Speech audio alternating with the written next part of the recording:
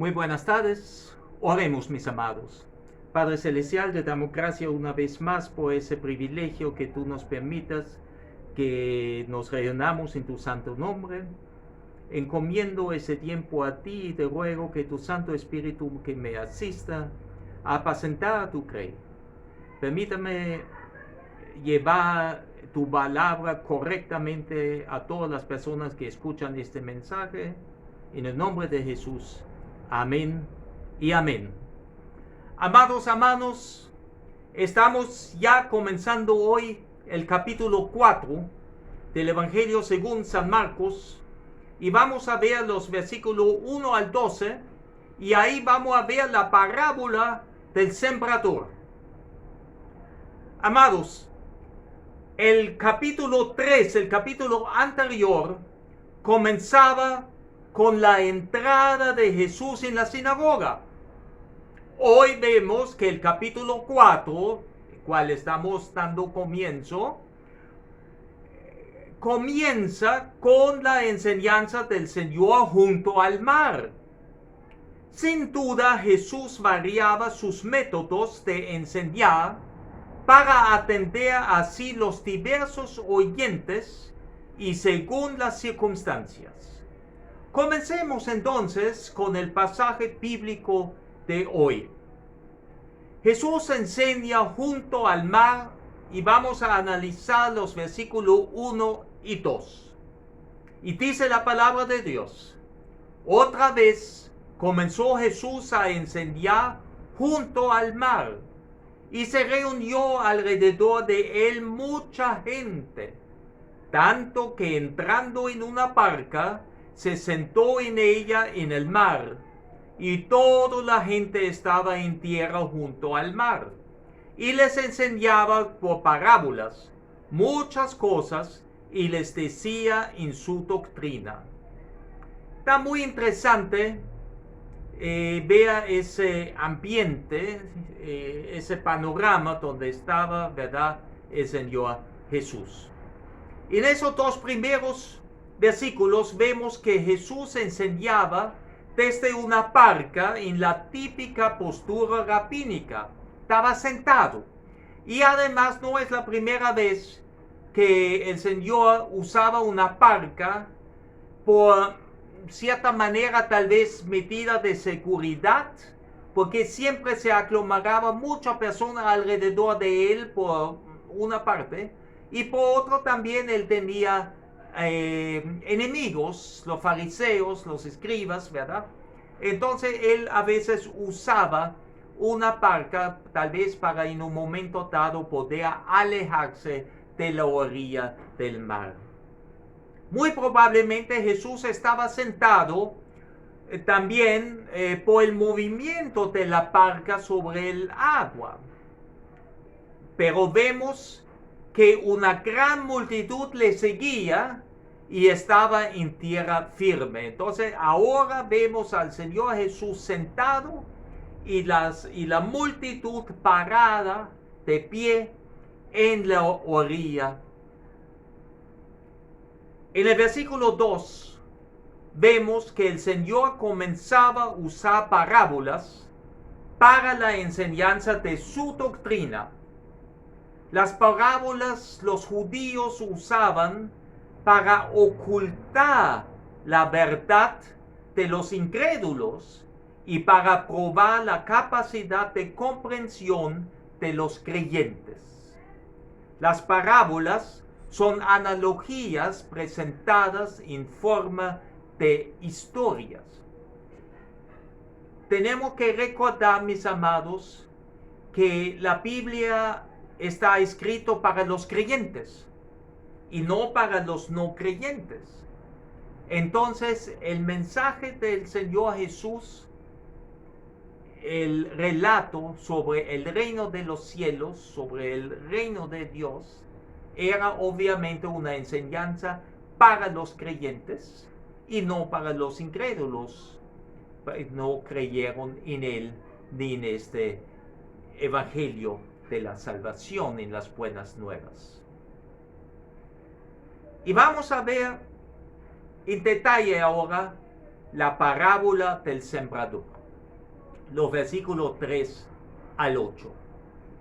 Oíd, he aquí el sembrador salió a sembrar, y al sembrar aconteció que una parte cayó junto al camino, y vinieron las aves del cielo y la comieron.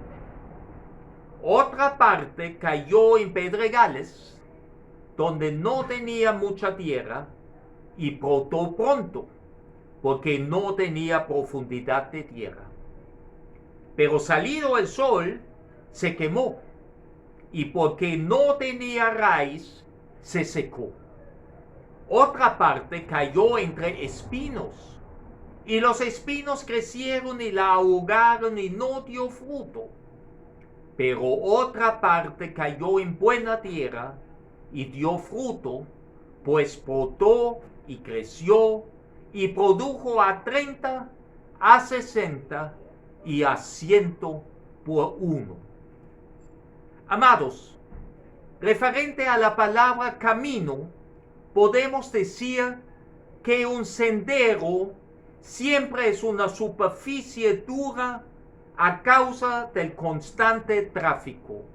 Acuérdense cuando había un terreno, a veces los caminos, los senderos, llevó a la gente en el borde de los terrenos, ¿verdad? O a veces también había sendero cruzando una propiedad. Y muchas veces caminando a pie o con una mula o a caballo o a asnos, ¿verdad? Por el movimiento constante de ese tráfico y las carretas de bueyes, efectivamente la superficie era dura. Y nosotros mismos conocemos caminos de tierra en la estación seca se ponen durísimos. Cuando llueve, obviamente se vuelven un lodazal. Pero en el verano tropical, en el verano panameño, las trochas, los senderos, son una superficie dura. ¿Qué son pedregales? Pedregales son rocas sólidas debajo de la superficie comúnmente de buena tierra. La gente está tratando de sembrar sobre pedregales. A veces no se ven ni siquiera los pedregales. Y muchas veces son piedras calizas.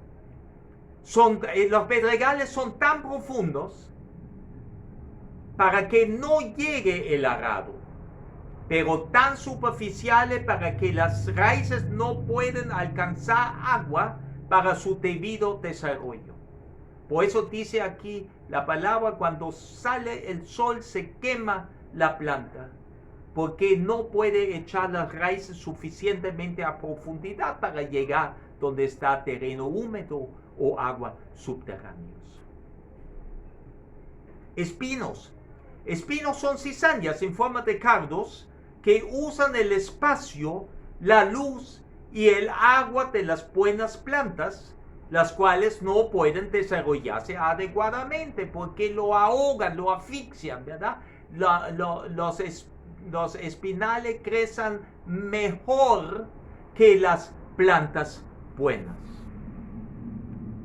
Pero observamos el versículo 8, donde vemos un crecimiento excepcional, porque dice, hay fruto al 30, al 60 y al 100 por uno.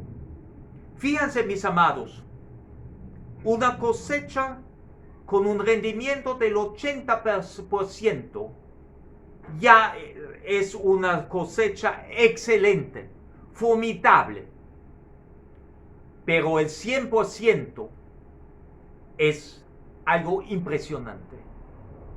Y solo Dios logra hacer este rendimiento en una cosecha.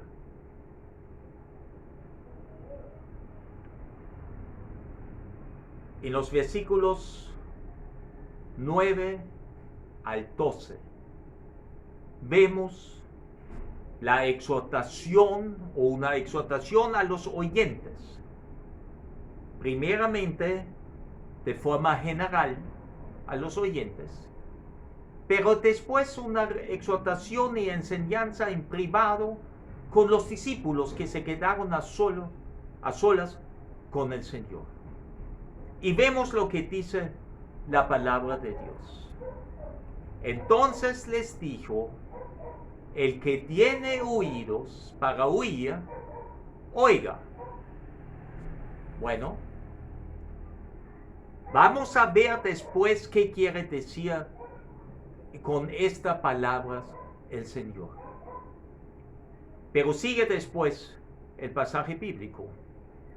Cuando estuvo solo, los que estaban cerca de él, con los 12, le preguntaron sobre la parábola. Y les dijo: a vosotros os he dado saber el misterio del reino de Dios, mas a los que están fuera, por parábolas todas las cosas, para que viendo vean, pero no perciban, y oyendo oigan y no entiendan, para que no se conviertan y les sean perdonados sus pecados. Casi las mismas palabras lo encontramos en el libro de Isaías, en el capítulo 6, en la aparición, en la visión que tenía Isaías cuando le apareció el Señor. Eso viene del Antiguo Testamento también. Jesús, en primera instancia, hace un llamado a los presentes para que pongan atención a la analogía, porque no es suficiente el entendimiento humano. Uno puede ver algo pero no percibir detalles. Uno puede escuchar pero no entender o comprender el significado de algo. Y aparte del entendimiento humano, en lo espiritual, en lo referente al reino de Dios, al reino de los cielos, ese mensaje del Evangelio de la salvación y la enseñanza de nuestro Señor Jesucristo, también se requiere ser redimido para comprender lo explicado por el Maestro. Eso quiere decir, y vuelvo y repito, hay que ser creyente para entender el mensaje de la Biblia. Hay que ser hijo e hija de Dios para entender la enseñanza del Señor Jesús. Primera carta del apóstol Pablo a los Corintios, en el capítulo 2, en los versículos 12 al 14, nos enseña lo siguiente: y nosotros no hemos recibido el espíritu del mundo. Observen por favor que aquí el espíritu del mundo se escribe con letra minúscula. Es el espíritu humano, lo que todos tenemos de nacimiento. Sino el espíritu, y ese espíritu se escribe con letra mayúscula porque es el Espíritu de Dios, es el Espíritu Santo, porque aquí dice, sino el Espíritu que proviene de Dios. Es un regalo que Dios nos da. Él nos hace partícipe de su Espíritu y somos templo del Espíritu de Dios, y el Espíritu de Dios, el Espíritu Santo, mora en nosotros a partir del momento de arrepentirnos, pedir perdón a Dios y recibir al Señor Jesús, al Cristo, al Mesías, como nuestro Salvador personal y Señor. ¿Y por qué? Aquí explica ahora el pasaje bíblico que ese espíritu que proviene de Dios, para que sepamos lo que Dios nos ha consentido, para que comprendemos, para que entendemos, para que tengamos seguridad lo que Dios nos ha conseguido, nos ha dado, nos ha regalado, lo cual también hablamos, no son palabras enseñadas por sabiduría humana, sino con las que enseña el Espíritu, acomodando lo espiritual a lo espiritual. Lo espiritual yo no puedo comprender con un espíritu humano. Yo necesito a un espíritu de Dios, algo espiritual, el Espíritu Santo, para comprender lo espiritual referente a lo que me enseña la Escritura. Pero fíjense ahora, pero el hombre natural es aquel que no cree en Dios, que no tiene una relación con Dios, que lo rechaza. Y ese hombre natural no percibe las cosas que son del Espíritu de Dios, porque para él son locuras. ¿Cuántas personas en el mundo no se burlan de nosotros creyentes? Los salvacuatro, los happy clapas, los aleluya. Qué bruto esa gente que nada más andan con un solo libro bajo el brazo, no leen otro libro que eso, Biblia o como se llama. Hermanos, no pueden, Dios nos explica, el Señor nos explica que el mundo no puede entendernos cuando hablamos de Dios y su evangelio, porque no conocen a Dios y no tienen el Espíritu de Dios. Y no las puede entender, no es posible, humanamente no es posible, porque se han de discernir espiritualmente. El mensaje de Dios, el mensaje de la Biblia, la palabra de Dios, no se puede entender humanamente. ¿Cuántas personas no trataron alguna vez agarrar la Biblia y comenzar a leer al principio al final? Y se quedaron dormidos después de una página. La Biblia no ha sido escrito para los no creyentes. Si creemos en Dios, es condición sine qua non que creemos también que la Biblia es palabra de Dios. Y es nuestro agente rector para nuestra vida. Y apenas cuando me arrepiento y me convierto en hijo de Dios, porque como dice Juan 1:12, todos que lo han recibido, aquel que lo han recibido y creen en su nombre, les fue dado la potestad de ser hechos hijos de Dios. Aquí dice claramente la palabra de Dios y no lo dice el pastor Gunther, que solamente que lo han recibido como Salvador personal y Señor, y que creen en su nombre, que creen en lo que Jesús hizo por nosotros en la cruz, tenemos la potestad de ser adoptado por Dios como hijos.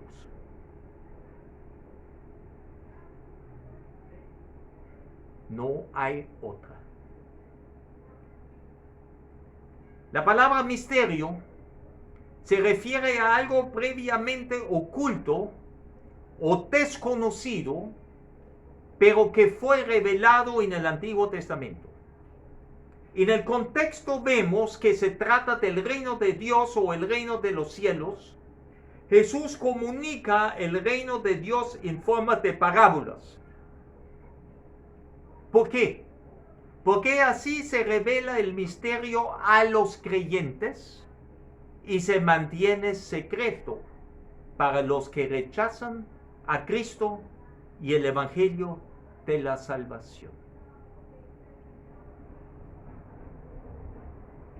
Amados míos, como aplicación y enseñanza del texto bíblico de hoy, Tal vez no está muy largo, pero era importante de hablar solamente de estos 12 versículos, ya que en esta parábola vemos las diferentes respuestas de las personas a la enseñanza del Evangelio a lo largo del mundo. Las veremos en detalle el próximo mensaje, si así Dios lo permite, el próximo domingo. ¿Y qué quiere enseñarnos esa parábola? Que algunos rechazan el Evangelio de la salvación. Otros lo aceptan por un breve tiempo para luego apartarse del camino. Y fíjense, el camino yo escribí a propósito con letra mayúscula, porque se apartan del Señor Jesús. Y el Señor Jesús ha dicho: yo soy el camino y la verdad y la vida. Nadie llega al Padre sino por mí.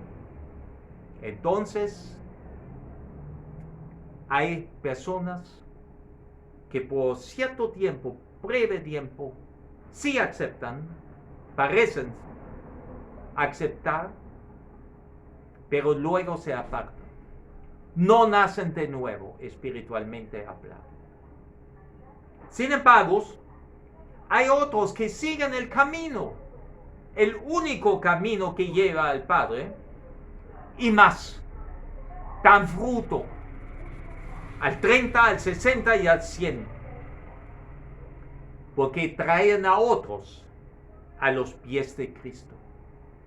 Y eso precisamente Dios nos manda, el Señor nos manda a hacer en la gran comisión. Por tanto, id y haced discípulos a todas las naciones. Predicad el Evangelio a toda criatura. Compartir, testificar, ¿verdad? Oremos, mis amados. Padre Santo, Padre bueno, te damos gracias una vez más por tu santa palabra. Esa santa palabra tuya es fundamento sólido de nuestra fe, y te damos gracias por la enseñanza sobre esa parábola del buen sembrador. Nosotros el próximo domingo, permítanos, si es tu voluntad, de poder reunirnos, de explicarnos la aplicación verdaderamente, qué significan esos 4 terrenos mencionados en la parábola referente a los corazones de los hombres. ¿Y quién es el sembrador? ¿Y qué semilla está usando ese sembrador? Te doy gracias por cada uno de mis hermanos y te ruego que este mensaje sea de edificación y bendición para todos aquellos que la van a escuchar. Y en el nombre de Jesús, amén. Amigo, ¿qué corazón tienes tú? ¿A qué terreno pertenece? ¿Todavía no te has decidido recibir al Señor Jesús, arrepentirte, abrir tu corazón y recibir el mejor regalo que es la vida eterna en la presencia de Dios de ahora en adelante? Si Dios te llama hoy de este mundo y tú no estás seguro a dónde vas a estar en la eternidad, pasa ese tiempo que es muy largo, dice, porque es eternamente. Y no hay retorno. Te invito, con ese amor al prójimo que el Señor nos ha enseñado, que ores conmigo, que te arrepientes y aceptes en este momento, mientras que tienes todavía oportunidad de hacerlo, al Señor Jesús como tu Salvador y como tu Señor. Y si hay una persona que en este momento que escucha este mensaje se arrepienta, hay fiesta en los cielos. Ore conmigo, te invito. Abre tu corazón. Padre nuestro que estás en los cielos, yo reconozco ante ti que soy pecador y no puedo salvarme a mí mismo. Yo creo que Jesús murió por mí en la cruz y fue la sangre derramado el precio por mis pecados. Él fue sepultado, pero resucitó al tercer día y está ahora sentado a la diestra tuya. Señor, yo te pido perdón por mis ofensas. Yo abro mi corazón, límpialo, entra en mí. Yo quiero ser tu hijo o tu hija y te doy gracias por ese hermoso regalo de la vida eterna. En el nombre de Jesús, amén y amén. Y para terminar, mis amados amigos, hermanos, participen en la gran comisión. Compartan la palabra de Dios. Si este mensaje pastoral ha sido de bendición para usted, compártalo con sus amigos. No le quiten la posibilidad de escuchar la palabra de Dios y venir a los pies de Cristo y recibir ese hermoso regalo, la eterna presencia con el Padre Celestial. Testifique a Cristo.